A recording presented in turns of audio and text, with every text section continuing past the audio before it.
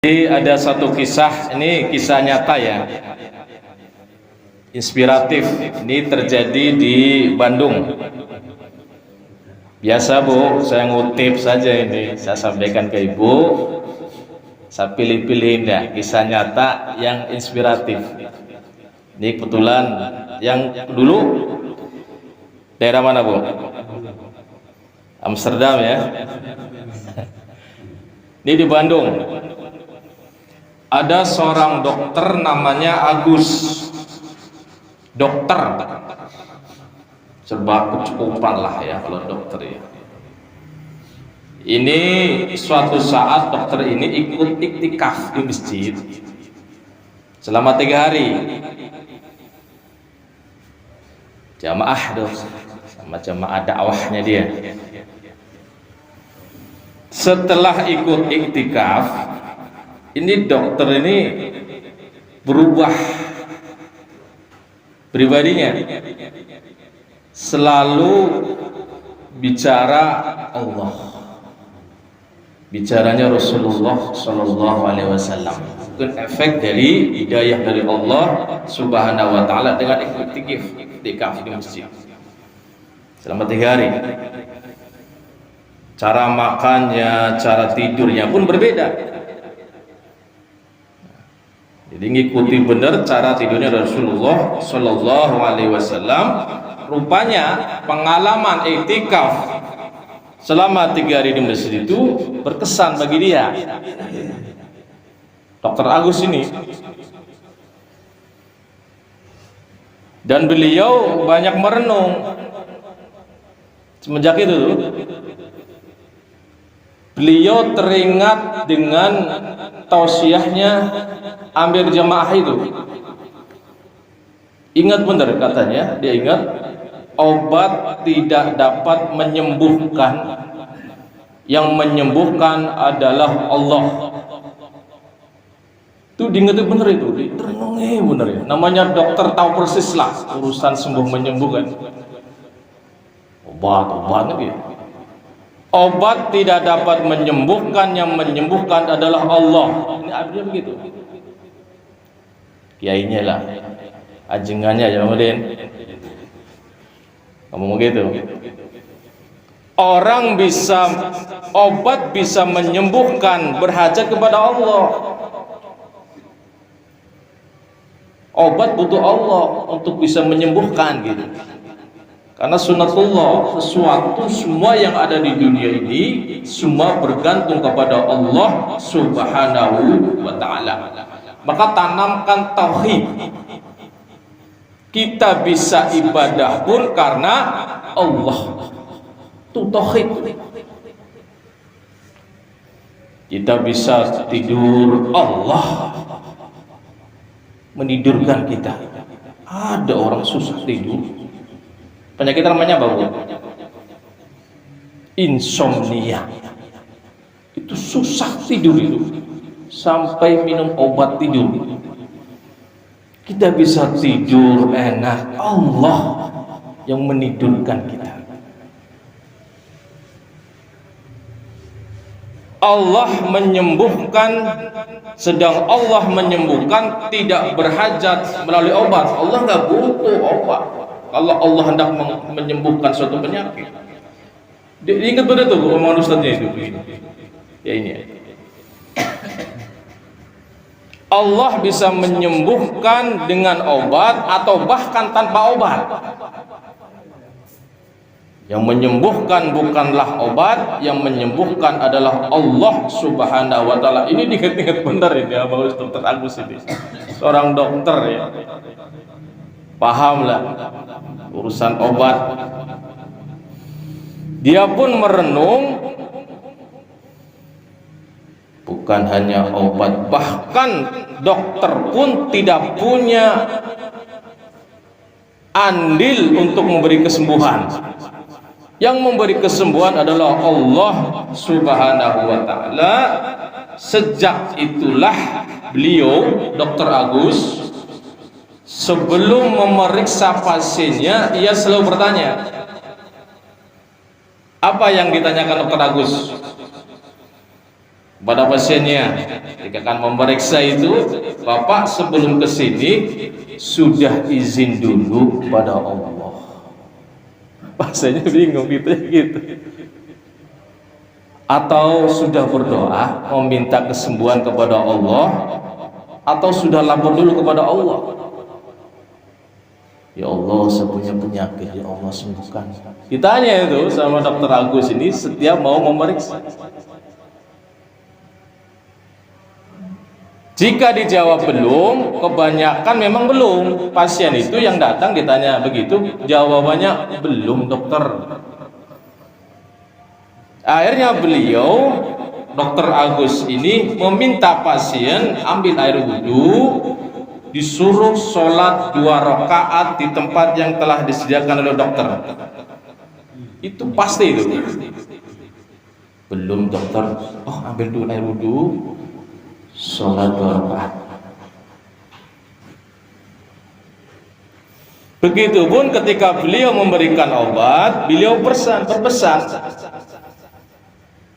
dengan kalimat yang sama, obat tidak bisa menyembuhkan, yang menyembuhkan adalah Allah Subhanahu wa ta'ala. Itu benar-benar ditanamkan pada pasiennya itu.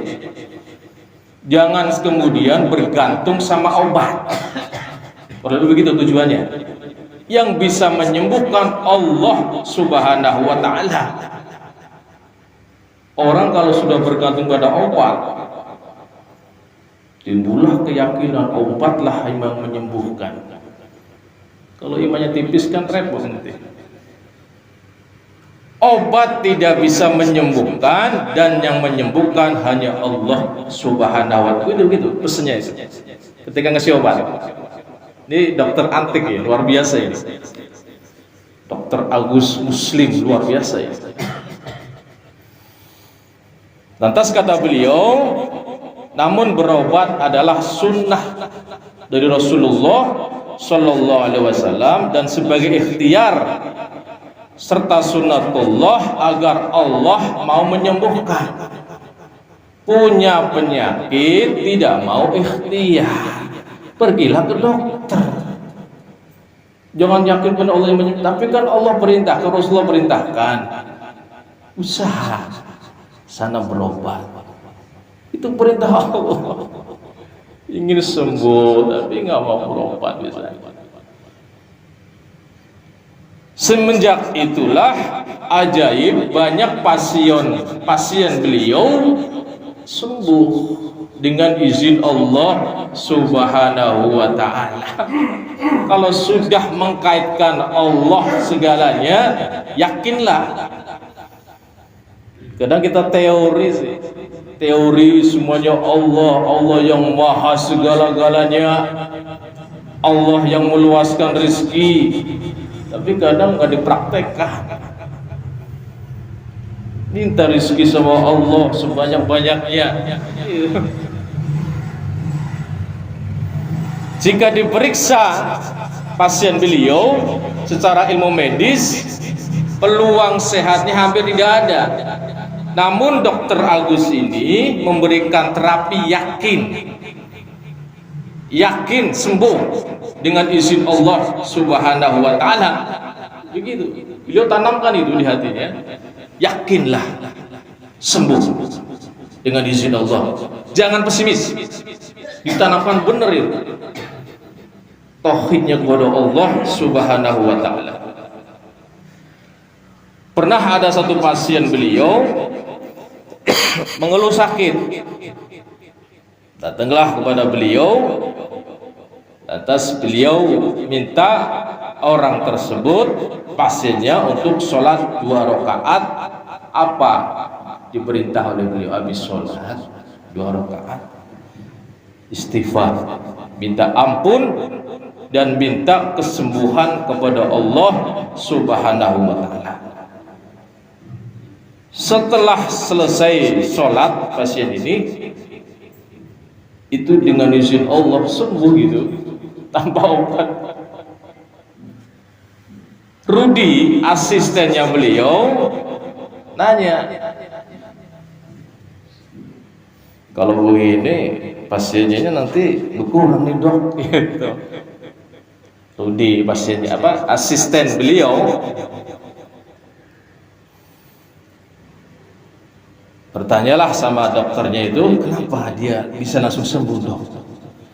Jawaban dokter Agus, bisa jadi sumber sakitnya ada di hati, kata beliau ini. Jadi hati-hati, coba kalau sakit, coba hati kita.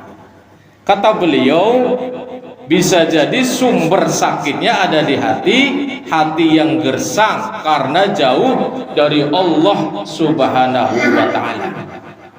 Orang kalau sakit lantas jauh dari Allah itu makin down biasanya itu, karena pesimis, sikap down, ngerti down bu? Pesimis, ya nggak bakal sembuh ini, itu yang akhirnya penyakitnya makin apa bu?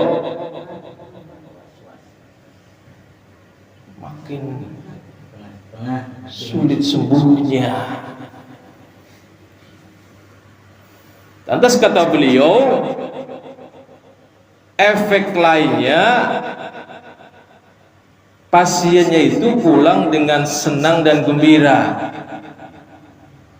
Kalau punya penyakit diusahakan jangan sedih, zikrullah terus, minta kesembuhan kepada Allah, hatinya disirami terus dengan zikrullah agar tidak jauh dari Allah Subhanahu wa ta'ala. Insya Allah itu punya penyakit tenang itu.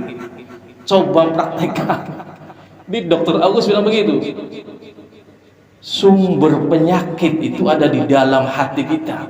Coba betulin zikrullah, terus jangan sampai pesimis. Ini kata beliau ini, senang, gembira, itu bisa menambah kekuatan untuk sembuh. Kalau orang sakit, sedih terus, makin menjadi-jadi penyakitnya, kata beliau ini. Para jamaah rahmati Allah Subhanahu wa ta'ala, kata beliau, hati yang sehat membuat fisiknya yang kuat. Dan kata beliau, sebaik-baik obat hati zikir, baca Quran, wudu, jaga wudu. Ini kata beliau, sholatlah yang khusyuk, yang rajin. Sholat wajib, sholat sunnah kerjakan. Kata beliau, tambahin dengan doa, tawakal pada Allah Subhanahu wa ta'ala. Lanjut kata beliau, Dr. Agus, pernah datang tuh pasien jantungnya bermasalah dan harus dioperasi.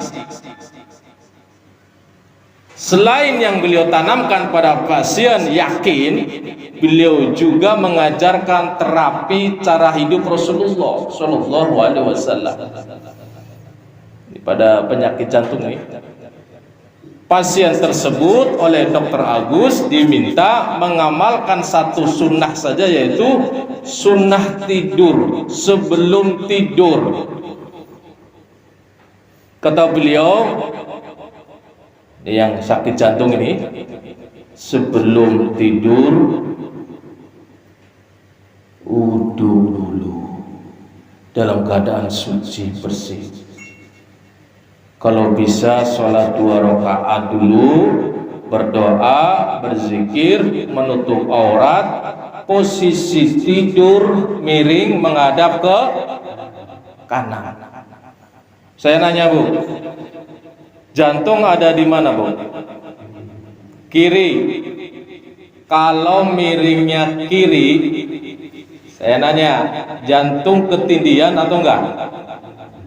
Ketindihan sama tubuh, yang akhirnya menimbulkan jantung memompa berat. Makanya Rasulullah Shallallahu Alaihi Wasallam mengajarkan kalau tidur diusahakan miringnya menghadap ke kanan. Kenapa harus ke kanan? Jantung biar di atas posisinya. Ibu tidur dari jam 9 sampai jam 4 misalnya, itu berapa jam? Kalau miring ke kiri berarti ketindihan berapa jam itu? Ini terapi nih. Yang pada pasien jantung ini di sampingnya usaha ikhtiar obat. Dan tubuh miring ke kanan. Seminggu kemudian pasien tersebut diperiksa, alhamdulillah dengan izin Allah tidak dilakukan operasi jantung. Ini kisah ya, kisah nyata ya. Coba praktekkan. Kalau punya penyakit jangan sedih. Zikir terus kepada Allah Subhanahu wa taala, minta kesembuhan. Terus terakhir ada pasien lagi, ginjalnya masalah. Bu, kalau ginjal masalah biasanya apa, Bu? Kurang minum. Maka kalau ingin nih ilmu ini ya, ilmu IPA lah. Kebetulan saya guru IPA. Agar ginjalnya tidak bermasalah, perbanyak minum. Satu hari berapa gelas? Pak Tamam, Pak Nasrul, minimal 8 gelas lah harus habis. Akhirnya kata beliau, kata Dokter Agus, diperintahkan pasien ini di saat buang air kecil, tolong ya kalau buang air kecil duduk agar tidak ada tersisa di dalam. Kemudian beliau perintahkan pada pasiennya setelah itu berdehem 3 kali gitu ya Bu ya, itu biar sisa buang air kecilnya keluar, mengurut dan membasuhnya dengan bersih. Seminggu kemudian dengan izin Allah sembuh itu. Minum, diusahakan jangan terlalu sering minum yang berwarna, pengawet, pemanis. Kenapa? Itu memberatkan ginjal, menyaring. Kalau air putih kemudian masuk ginjal, itu ginjalnya ringan menyaringnya. Tapi kalau sudah ada pewarna, pemanis, botol kemasan lah itu, yang warna-warna, yang manis-manis, itu berat bagi ginjal. Sehingga kalau sudah sering minum airnya seperti itu, kasihan ginjalnya rusak. Kalau sudah rusak, cuci darah. Oh, tadi itu ya, kasihan ginjalnya itu. Kalau ginjal rusak, sedangkan darah itu harus disaring. Yang nyaring siapa? Ginjalnya rusak, airnya apa? Gantilah pakai mesin, namanya cuci darah. Itu ya Allah, kalau sudah cuci darah, saya pernah dengar itu sekali cuci jutaan itu, udah pakai mesin jadinya. Maka kita bersyukur kepada Allah Subhanahu wa taala, ginjal kita sehat. Bersyukur gitu. Ginjalnya sehat, dagang sepi, ngeluh misalnya, jangan. Kita usaha terus. Yang penting usaha. Para jemaah rahmati Allah Subhanahu wa taala. Lantas kemudian 6 bulan kemudian itu ada seorang pasien yang pernah sembuh. Datanglah kepada beliau, dokter kenal saya nggak dok? Siapa ya? 6 bulan pasien dokter dulu, yang dokter perintahkan saya suruh sholat dulu, ambil air wudhu. Oh iya. Ternyata pasien ini bersyukur, senang sembuh dengan izin Allah atas saran dokternya itu. Dia datang untuk apa? Mengajak dokter dan asistennya diajak umroh bulan depan. Orang kalau sembuh dari penyakit, punya duit itu nggak sayang duit, orang begitu, orang kaya. Ya Pak Haji. Akhirnya apa? Dokter Agus kemudian, tolong dok, pasien ini ajak asistennya ya, yang namanya Rudi itu, tolong ajak dia. Ngomonglah Dokter Agus pada Rudi. Rudi itu kagum, apa namanya, nangis haru, nggak disangka akan diajak umroh oleh dokternya dengan didanai oleh pasien yang pernah sakit. Para jemaah rahmati Allah Subhanahu wa taala, kita masih ingat ini pernah diucapkan oleh Nabi Ibrahim alaihissalam dalam surat Asy-Syu'ara ayat 80. Apa bunyinya Bu? Asy-Syu'ara ayat 80. Ada yang hafal? Pak Haji, Asy-Syu'ara ayat 80 Pak Haji. Wa idza maridtu fahuwa yashfin. Ini Nabi Ibrahim, seorang nabi dan rasul, apa yang beliau ucapkan? Wa idza maridtu fahuwa yashfin. Dan apabila aku sakit, dialah Allah yang menyembuhkan aku. Ini pernah disarankan oleh Ustadz Adi Hidayat. Saya juga mengutip, kata beliau, kalau orang sedang sakit, punya penyakit, kata Ustadz Adi Hidayat ini, coba perbanyak zikir Nabi Ibrahim. Wa iza maridtu fahuwa yashfin. Bareng-bareng Bu.